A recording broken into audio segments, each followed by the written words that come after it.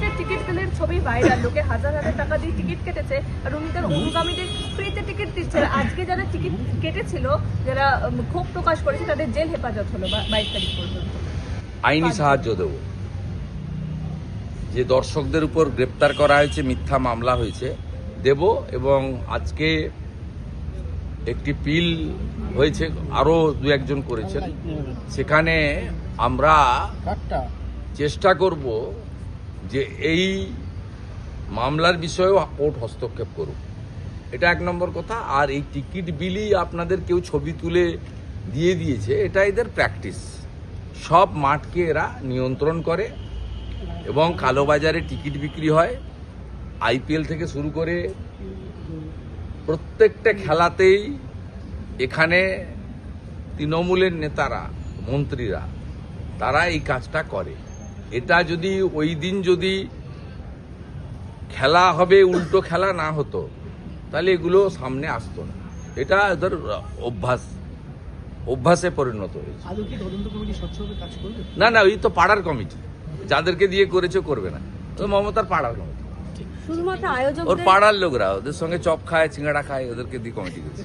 শুধুমাত্র আয়োজক সংস্থাগুলোকেই নোটিশ পাঠানো হচ্ছে, মানে মাঠে যিনি ছিলেন অরূপ বিশ্বাস বা অন্যান্য পুলিশকে হস্তক্ষেপ করতেই দেব না। তার জন্য আইনি যে ব্যবস্থা নেওয়ার দরকার, পুলিশ তো দায়ী।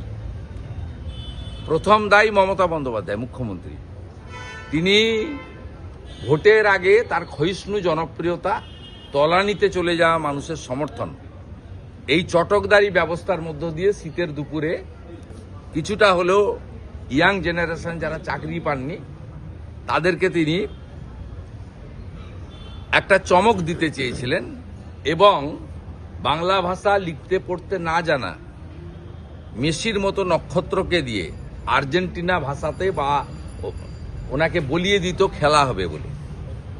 এইটা ভগবান তো উপর থেকে দেখছেন, অভয়ার আত্মা তো শান্তি পায়নি, বিচার পায়নি, তার পরিবার। এরকম বহু বোন কন্যা, তাদের পরিবার অপেক্ষা করে আছেন এর পতন কখন হবে। স্বাভাবিকভাবে ভগবানের মার হয়েছে, তাই এই প্রচারটা করতে পারেননি। এর ফলে প্রথম দায়ী হচ্ছে মুখ্যমন্ত্রী, দ্বিতীয় দায়ী হচ্ছেন অরূপ বিশ্বাস এবং সুজিত বোস। শতদ্রু তো একটি ইনস্ট্রুমেন্ট, শতদ্রু কেউ নয়। সারদা তৈরি হয়েছিল সিপিএম এর আমলে, তারপরে সারদা মূল ব্যবসাটা করেছে কিন্তু 2011 সালে মমতা ব্যানার্জি আসার পরে। এবারে সুদীপ্ত সেন ছিল ইনস্ট্রুমেন্ট, মমতা ব্যানার্জি ছিল মেন বেনিফিশিয়ারি। ঠিক একইভাবে সন্দীপ ঘোষ এবং বিনীত গোয়েলরা মূল দায়ী আরজি করের ঘটনায়, সেখানে সঞ্জয় ছিল একটা ইনস্ট্রুমেন্ট। এখানেও শতদ্রুকে একটা সিম্বল করা হয়েছে, স্কেপগোট, বলির পাঁঠা। উনি যুক্ত, কিন্তু ওনার ঘাড়ে বন্দুক রেখেই ওনারা ফায়ারটা করেছেন। আর শতদ্রুর সঙ্গে মুখ্যমন্ত্রী সহ সকলের ছবি আছে,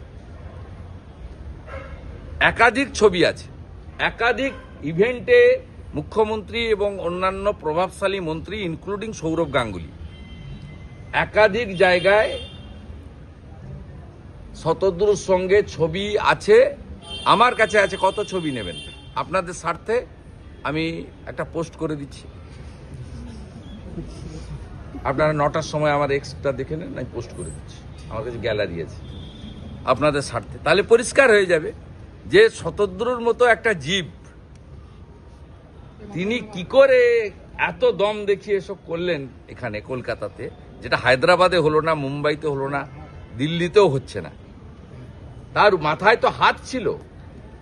পার্থর মাথায় যদি ঠিক লোকের হাত না থাকতো, তাহলে পার্থ তো এইভাবে অর্পিতাদের মতো অসংখ্য বান্ধবী তৈরি করতে পারতো না।